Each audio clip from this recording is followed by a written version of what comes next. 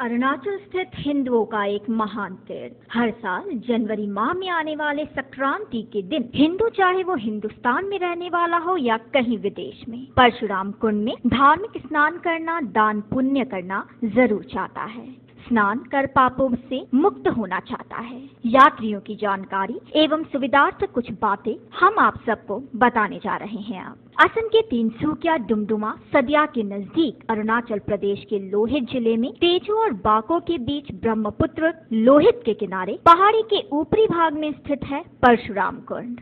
यहाँ जाने तक का सहज उपाय सड़क, रेल, हवाई मार्ग किसी से भी बड़ी आसानी से डिब्रूगढ़ तिनसुकिया पहुंचा जा सकता है। यहाँ विश्राम कर या पड़ाव डालकर आगे की यात्रा शुरू होती है। ठहरने के लिए जगह जगह होटल, धर्मशाला इत्यादियां उपलब्ध हैं। साधु संत प्राय मंदिरों में ही अपना डेरा डालते हैं। यहाँ से मोटर गाड़ियाँ दूर यात्रा की जाती है। सरकारी, निजी बसें, टैक्सी आदि बड़ी आसानी से मिल जाती हैं। यहाँ पर टैक्सी एवं निजी वाहन से यात्रा करने वाले उत्सव के दिनों को छोड़कर एक ही दिन में स्नान कर वापस अपने पड़ाव लौट सकते हैं। उत्सव के समय, खासकर संक्रांति के दौरान, गाड़ियों एवं यात्रियों की कतारें 1 या 2 दिन पहले से ही लगनी शुरू हो जाती है। तिनसुकिया से डुमडुमा पार कर रुपाई साइडिंग पहुंचना पड़ता है। यहाँ रेल मार्ग को पार कर दूसरी ओर काको पठार होते हुए अरुणाचल की सरकारी चौकी वाले स्थान दिराक पहुंचने पर प्रवेश पत्र की जांच की जाती है। त्योहार के दिनों में प्रवेश पत्र न होने पर इसी चौकी पर मामूली सा प्रवेश शुल्क लेकर प्रवेश पत्र बना दिया जाता है। लौटते वक्त इस अनुमति पत्र की जांच चौकी पर की जाती है और वहीं रख लिया जाता है। यहाँ खाना पूर्ति के पश्चात नामसाई पुल पार कर नामसाई होते हुए चौखाम नामक स्थान आता है। यहाँ भगवान बुद्ध का मनोहारी बौद्ध विहार दर्शनीय है। स्वर्गीय सांसद C.K. गुहाएं का परिवार भी बौद्ध धर्म को ही मानता है तथा यहाँ के बौद्ध विहार के निर्माण में उनका ही बहुत बड़ा महत्वपूर्ण योगदान भी रहा है। यहाँ से शुरू होती है पहाड़ी एवं हरे भरे जंगलों में यात्रा। नदियों पर बने पुल पार कर बाको होते हुए परशुराम कुंड की तलहटी में पहुँचा जाता है। यात्रा पहाड़ी एवं रोमांचकारी है। बरसाती मौसम के न होने के चलते नदियों के पानी का मात्रा कम होता है। अंततः पुलों के नीचे ही नदी किनारों पर यात्री विश्राम भी कर सकते हैं एवं पिकनिक का आनंद भी उठा सकते हैं। तलहटी में पहुंचकर वाहन को वहीं नदी किनारे छोड़कर शुरू किया जाता है कुंड के लिए पैदल चढ़ाई। कभी ऊपर कभी नीचे होते हुए हम पहुंच जाते हैं कुंड के पास। चित्र में हम देख रहे हैं कि वाहन नदी के किनारे खड़ा है एवं यात्री पहाड़ी चढ़ाई कर रहे हैं। अब हम परशुराम कुंड पहुंच चुके हैं। यहाँ पहुंचकर अब हम आप सबको कुछ महत्वपूर्ण बातों से रूबरू करवाना चाहते हैं।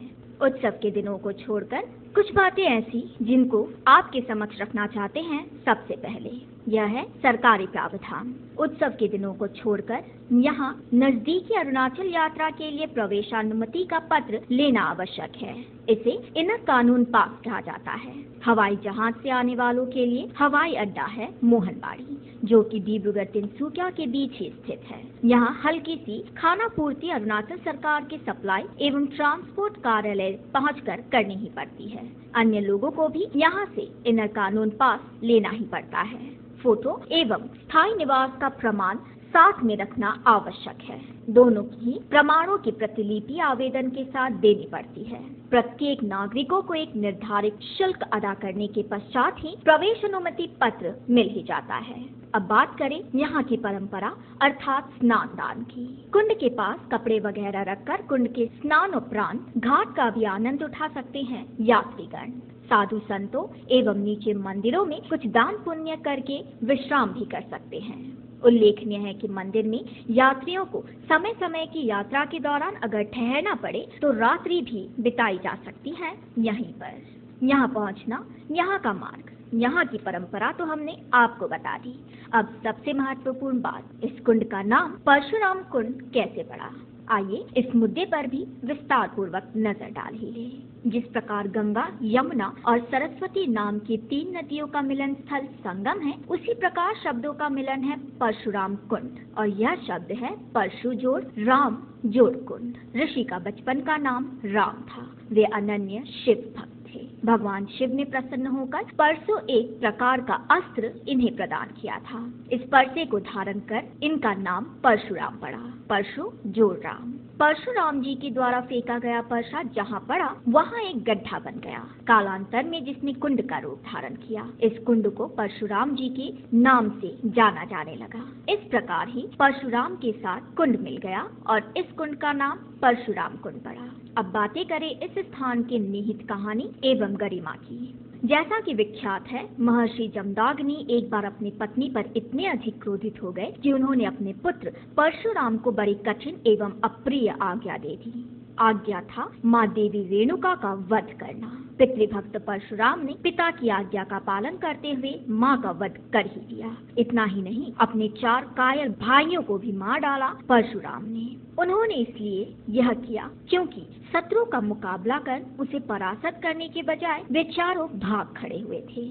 माँ, भाइयों एवं क्षत्रियों का वध करने के पश्चात ग्लानि से विच्छिन्न एवं मन से टूट जाने पर पिता ने इन्हें बहुत प्रकार से समझाया। यहाँ तक कहा कि माता का वध तो पिता के आदेश पालन हेतु हुआ था, अंततः मातृवध का दोष उन्हें नहीं। फिर भी उन्होंने परशुराम को पश्चाताप हेतु पूर्व दिशा में जाकर तपस्या करने की राय दी और कहा इस प्रकार उन्हें शक्ति मिलेगी। क्रोध में परशा को फेंकते हुए तपस्या करने पूर्व दिशा की ओर चल पड़े परशुराम। जहाँ यह परशा गिरा वहीं एक बड़ा गड्ढा बन गया जो कालांतर में कुंड के रूप में परिवर्तित हुआ। इसी कुंड का नाम पड़ा परशुराम कुंड। यहीं उन्हें शांति भी मिली। कहा जाता है कि जनवरी महीने की संक्रांति के दिन यहाँ स्नान करने से एवं तत्पश्चात जनवरी के बचे दिनों में मातृ पितृ दोष चाहे जाने में हो या अनजाने में हुई हो तो दोष का निवारण जरूर होता है। कहा तो यह भी जाता है कि माता पिता का साया सिर से उठने के पश्चात स्नान का धार्मिक महत्व है। अन्यथा लोहित किनारे नदियों में एक मनोरंजनकारी यात्रा अन्यथा पिकनिक मनाते हैं यहाँ के लोग। यहाँ आकर हर यात्री, हर पर्यटक यही सोचता है कि केंद्रीय और प्रांतीय सरकारों का पर्यटन एवं ऐतिहासिक विभाग अगर और प्रयास करे तो यहीं पर पर्यटन उद्योग के बढ़ावे को उन्नत किया जा सकता है। परशुराम कुंड के साथ ही मायोदिया, अनिनी, तेजू आदि प्राकृतिक स्थानों की यात्रा भी शामिल कर इस स्थान को और भी मनमोहक एवं ऐश्वर्य बनाया जा सकता है।